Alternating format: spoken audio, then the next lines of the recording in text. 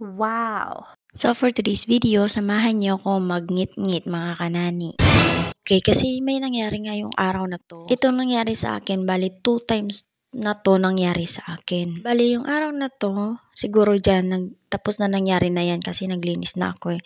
Bali mga 12 or 1 ng hapon, nagyaya si ate na kumain na kami habang tulog pa yung nanay namin kasama yung 2 bata. So ito na, dahil isda ang ulam namin ni ate, syempre pag isda yung ulam namin, masarap ang kain namin. So yung 2 bata, binigyan na namin ng pagkain. Bago kami, binigyan muna namin sila ng pagkain. So habang kumakain sila, kami naman ni ate kumuha kami ng pagkain na namin. So habang kumakain kami, nagkukwentuhan kami ni ate, tapos tumatawag na naman yung nanay namin. Pangalawang tawag niya ata, dun siya yung parang nagalit. Galit siya, hindi ko alam kung trip lang ba niya or talagang galit siya. Kasi hindi naman siya ganun. Tapos pumunta siya ng CR, katas niya mag-CR, lumabas siya. Tapos pinagalitan niya ako dahil daw yung isang bata daw, hindi ko daw sinusubukan. Hindi ko muna siya sinagot, hinayaan ko lang muna siya magsalita. Sinabi niya na, may sir, hindi daw maganda, parang ganun. Diyos ko, kaya ang nanay niyo,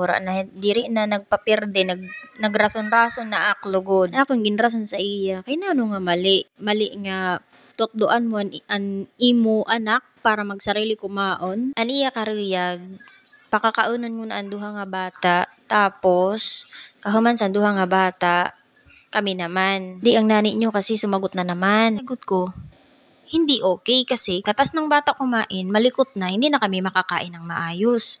Ang sinagot ko ba? May sir. Mafi-fayda. Ang sinagot ng nanay nyo, mapanindigan lang niya yung galit niya, no? Ilang taon daw lang yung bata. Bakit to pagsasarilihin kumain? Mayo, oy, ilang taon na yung bata? 3 taon na. Hindi pa pwedeng pagsarilihin yan para matuto sana. Ang nangyari sa akin, 2 beses na to eh. Yung ganito na, kumakain ako, tas pinagagalitan lang ng walang hindi alam ang dahilan. Yung ulam namin isda nun, syempre sarap na sarap ka kumain. Bigla na lang may magagalit sa'yo ng ganun-ganun lang. Tapos hindi mo alam kung ano yung dahilan bakit ka pinagalitan ng ganun. Dahil lang na hindi sinubuan yung bata.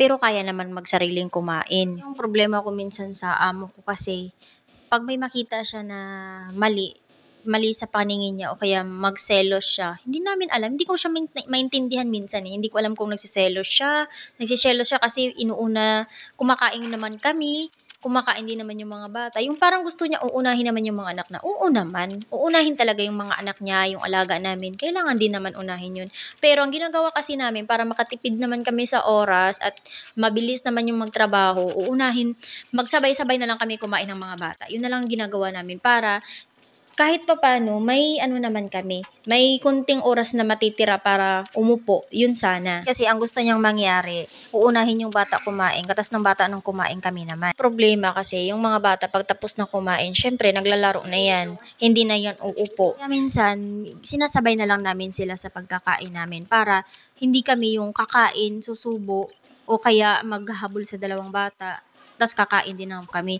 Kasi sakit din ang aabutin namin pag ganyan ang ginawa namin na kakain kami, habulin ng bata. Iba na yun. Kulang na lang kasi sabihin niya na bawal kayong kumain, bawal yung kainin yung mga ganito. Yung ganung bagay, parang bawal niyang anuin. Gusto niyang sabihin pero bawal. Kasi alam niya sa patakaran na pwede siyang magpakain ng katulong. Moinon makuri sa naga-abroad kay sugad na siya sitwasyon. Diri ka maaram ko na rin nahimo nga sala, tigda ka nala iisgan, diri ka maaram kung pagaan noon mo para mag-abuyon ka. So, ang hinihimo na lang sa niya di nga naga-abroad, tiis-tiis na la, wara na la iba, tiis-tiis na la.